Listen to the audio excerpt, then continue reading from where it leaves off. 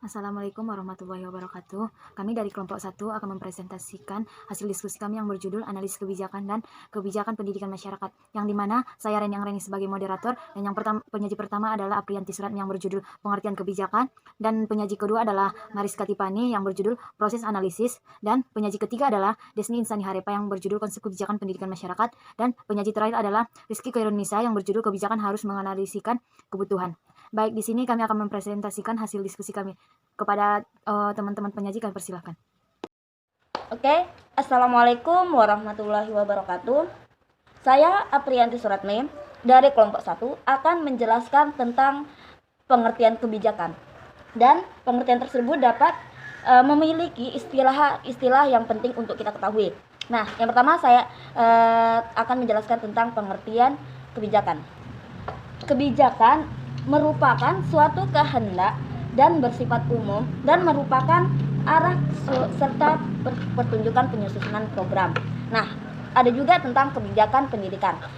Kebijakan pendidikan ini merupakan hasil dari keputusan yang diambil dengan mempertimbangkan kaitan pendidikan dengan kompetensial yang lainnya.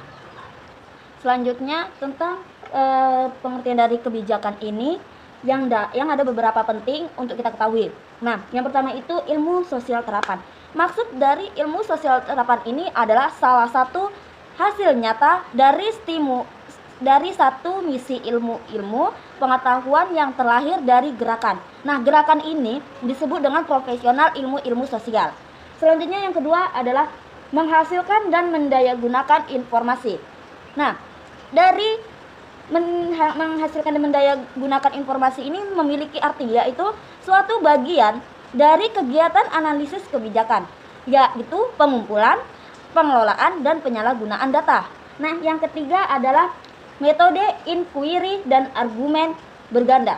Maksud dari yang ketiga ini adalah jenis-jenis metode dan teknik dalam analisis, mulai dari metode yang sifatnya deskriptif, mulai dari metode yang bersifat deskriptif sampai dengan metode yang bersifat perspektif, dan dari metode yang kuantitatif sampai dengan metode yang kualitatif.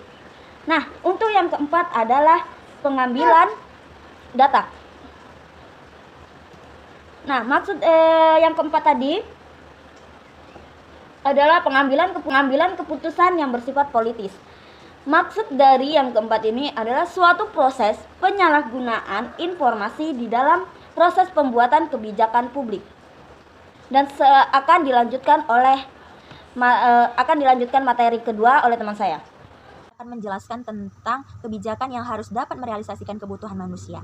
Yang pertama, kekuasaan atau power. Yang dimaksud di sini yaitu keikutsertaan kita terhadap sebuah pengambilan keputusan.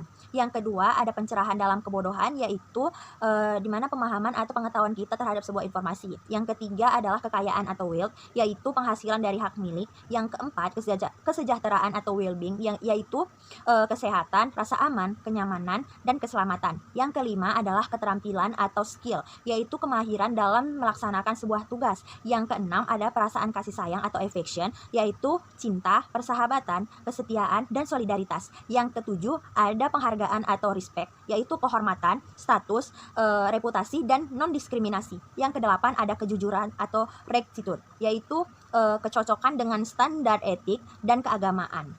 Nah, dalam menerapkan kebijakan, perlu diperhatikan bahwa kebijakan itu menjangkau masa depan. Oleh karena itu, perilaku kebijakan seringkali belum ada pada saat kebijakan ditetapkan. Hal ini menyebabkan kemungkinan tidak tepatnya kebijakan itu sendiri karena antisipasi yang belum jelas tentang pengaruh timbal balik antara pelaku dan lingkungannya. Terima kasih. Baiklah, saya akan melanjutkan bagian proses analisis kebijakan pendidikan. Ada 6 fase dalam proses analisis kebijakan pendidikan, yaitu yang pertama, tahap iniasi. Dalam fase ini yang penting adalah mendapatkan rasa. Apakah memang diperlukan pemikiran lebih lanjut untuk merumuskan permasalahan? Karena pemikiran lebih lanjut ini akan memerlukan sumber tenaga, waktu, dan pikiran. Fase iniasi juga menunjuk kepada kegiatan inovatif untuk mengkonseptualisasikan dan membuat kerangka tentang masalah secara kasar, mengumpulkan informasi untuk melihat secara kasar kebijakan yang perlu diambil, dan kemudian mulai mengincar-incar pilihan kebijakan yang mungkin paling tepat untuk dilakukan. Yang kedua ada fase estimasi. Dalam tahap estimasi diperlukan resiko, biaya, dan keuntungan dari alternatif yang dipikirkan. Pada tahap ini juga ditekankan pada masalah itu secara ilmiah, empirik, dan proyektif untuk melihat konsekuensi apa yang akan timbul sebagai akibat pilihan kebijakan itu. Baik, yang ketiga ada seleksi. Seleksi menunjuk kepada kenyataan bahwa pada akhirnya seseorang harus membuat keputusan. Keputusan jarang dibuat hanya berdasarkan kalkulasi dan perkiraan teknis saja, tetapi banyak aspek lain yang perlu dipertimbangkan, misalnya dari pihak-pihak yang terlibat dan mempunyai tujuan yang berbeda mengenai informasi, ideologis, moral, serta kerangka acuan penentu kebijakan.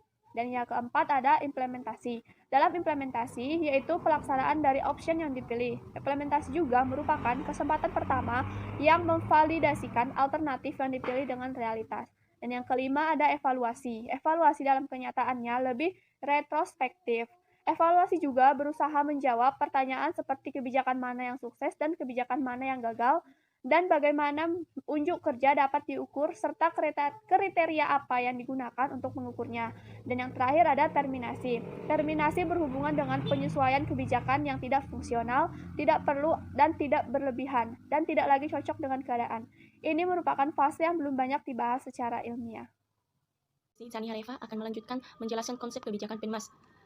Kebijakan pendidikan luar sekolah dalam wacana pendidikan di Indonesia telah memperoleh justifikasi yuridis sebagai subsistem dari sistem pendidikan nasional. Pendidikan luar sekolah merupakan pendidikan non-formal yang kedekatannya di masyarakat yang bertujuan untuk pengembangan dan pemberdayaan. Misalkan pemberdayaan perempuan, majelis taklim, PKBM, kursus, dan lain-lain sebagainya. Undang-Undang Nomor 20 Tahun 2003, Sistem Pendidikan Nasional mencakup pendidikan non-formal yang meliputi kecakapan hidup, pendidikan kesetaraan, PKBM, dan lain-lain yang dapat mengembangkan kemampuan peserta didik dan kemampuan seseorang. Pendidikan non-formal ini juga tidak hanya usia yang remaja atau anak usia dini, tetapi juga dewasa yang dapat belajar sepanjang hayatnya. Kedua, dasar kebijakan. Dasar-dasar kebijakan pendidikan luar sekolah program kesetaraan paket A, B, dan C, yaitu 1. Undang-Undang Dasar 1945. Undang-Undang Dasar tahun 1945 merupakan pijakan pertama kejar paket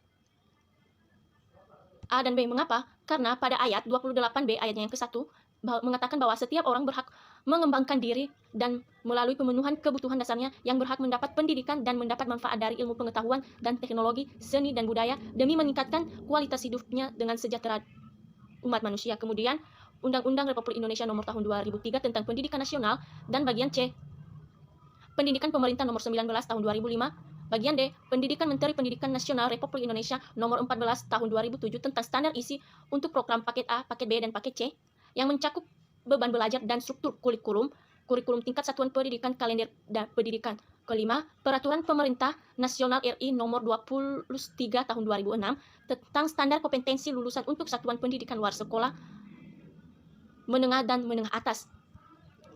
Kemudian bagian F, Peraturan Pemerintah Nomor 39 Tahun 2000, Peraturan tentang tenaga kependidikan, dan menjelaskan bahwa tenaga kependidikan yang ditugaskan untuk bekerja sebagai pengelola satuan pendidikan dan pemilik di jalur pendidikan luar sekolah pada dasarnya dipilih dari kalangan tenaga pendidik. Jadi, namanya pendidik harus bertugas di sistem kejar paket dan dipilih dari kalangan pendidik. Baiklah, sekian dari hasil presentasi kami. Jika ada kesalahan, kami mohon maaf. Wassalamualaikum warahmatullahi wabarakatuh.